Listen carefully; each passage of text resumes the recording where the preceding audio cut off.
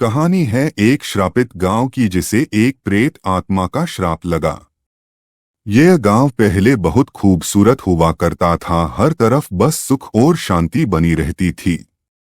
एक बार की बात थी, हिमालय की चोटी पर तपस्या कर रहे एक साधु को उसकी गौ तपस्या से कई शक्तियां प्राप्त हुई। अपनी तपस्या पूरी करके साधु उस गांव से गुजर रहे थे। उस गांव के मनमोहक दृश्य को देखकर साधु ने कुछ दिन उस गांव में रहने का फैसला किया। कुछ समय बाद उस गांव में एक मेला लगा।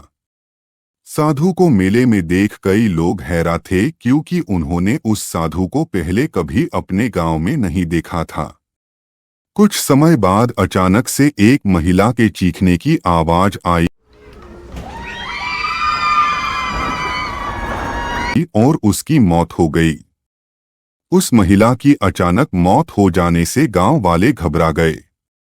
फिर एक रात को गांव के एक आदमी ने साधु को उसकी शक्तियों का इस्तेमाल करते देख लिया और गांव में ये अफवाह फैल गई कि उस साधु की काली शक्तियों की वजह से ही उस महिला की मौत हुई है, और उस साधु को एक पेड़ में बांधकर उसे जिंदा जला देते हैं। साधु के मरने के कुछ दिनों बाद ही गांव में एक भयानक प्रेत का साया मंडराने लगा और धीरे धीरे करके वह गांव वीरान हो गया।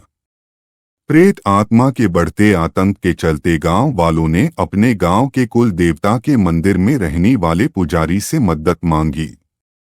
फिर कई कोशिशों के बाद पुजारी उस प्रेत आत्मा को वश में कर पाए और उससे गांव के किनारे बने एक खंडहर में कैद कर दिया और किसी भी गांव वाले को उस खंडहर में जाने से मना किया।